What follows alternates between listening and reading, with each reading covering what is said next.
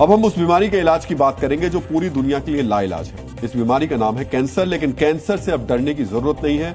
अब ना ये जानलेवा होगा और ना ही इसके इलाज में आपकी जिंदगी भर की कमाई लुटानी पड़ेगी। रूस ने जो कैंसर की वैक्सीन तैयार की है उसका मानव परीक्षण अब वो करने जा रहा है। यानी कैंसर के खिलाफ विश्व युद्ध में पुतिन विजेता बनकर उभरे हैं। राष्ट्रपति पुतिन ने यह भी वादा किया है कि मानवीय आधार पर यह वैक्सीन पूरी दुनिया को उपलब्ध कराई जाएगी। इतना ही नहीं, शुरुआत में यह वैक्सीन मुफ्त उपलब्ध करवाई जाएगी।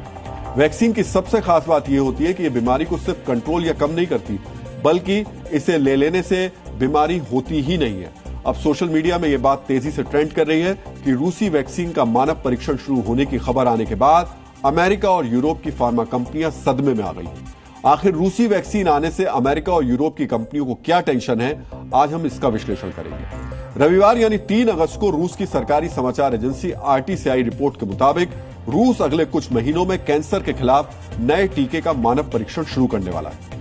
कोविड-19 की वैक्सीन स्पुतनिक V बनाने वाले और महामारियों पर काम करने वाले gamma-layer research institute of epidemiology and microbiology के निदेशक अलेक्जेंडर गिट्सबर्ग के मुताबिक ये वैक्सीन पर्सनलाइज्ड होगी। इसका इस्तेमाल किसी और के लिए नहीं किया जा सकेगा।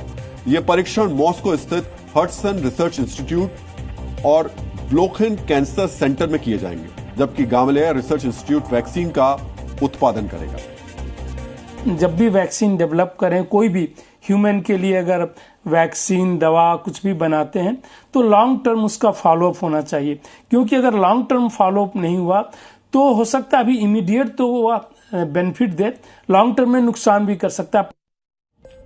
कुछ लोगों का दावा है कि रूसी वैक्सीन की खबर से पश्चिमी कंपनियों में बेचैनी है। तर्क है कि रूस का मुफ्त वैक्सीन देने का वादा उन देशों को अपनी तरफ खींच सकता है जो महंगी अमेरिकी और यूरोपीय दवाओं का खर्च नहीं उठा सकते।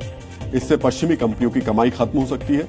आखिर इस दावे के पीछे का तर्क क्या है, ये जानने से पहले हमें यह जान लेना चाहिए कि कैंसर की दवाइयों का कारोबार कितना बड़ा है। दुनिया में कैंसर की दवाइयों का कारोबार 2022 में $203 अरब का था, जो 2028 तक $400 बिलियन तक पहुंचने का अनुमान है। अमेरिका और यूरोप की कंपनियां इस बाजार के 60 से 65% हिस्से को कंट्रोल करती हैं। सिर्फ अमेरिकी कंपनियों की हिस्सेदारी ही 45 से 50% है। मॉडर्ना, मर्क, बायोनटेक, रोश और फाइजर जैसी कंपनियां इस क्षेत्र में अग्रणी हैं।